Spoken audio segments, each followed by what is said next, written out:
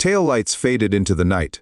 Karen had spent years convincing herself she was the hero of Crestview Hills, enforcing rules, maintaining order, protecting her version of the community. But the truth was simpler: she was just someone who couldn't admit she was wrong.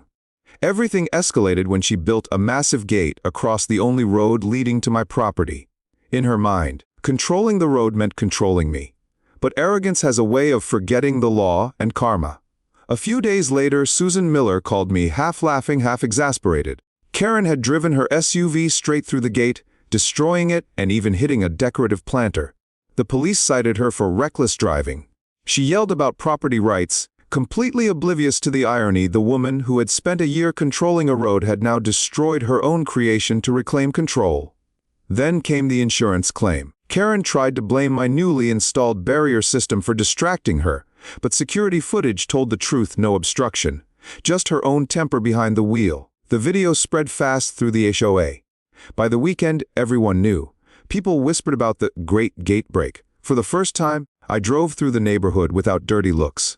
Instead, residents waved, even thanked me for standing my ground.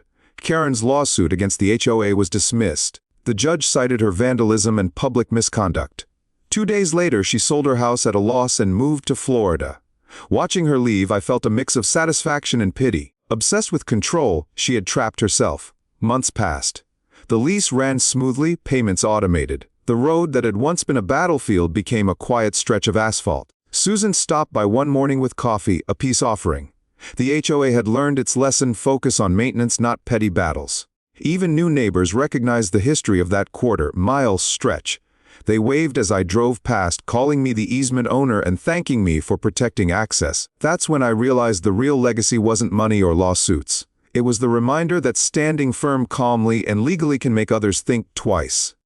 That evening, I wrote 3 lessons in my ledger: never underestimate how far ignorance will go when armed with authority. Revenge works best when legal. Peace is worth fighting for, sometimes with paperwork, not fists. Justice doesn't roar, it hums quietly under a set of tires. Karen wanted control, but in the end, she funded my tranquility.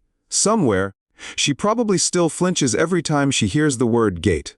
Subscribe now to hear more true stories of standing your ground, legal battles, and karma paying back quietly.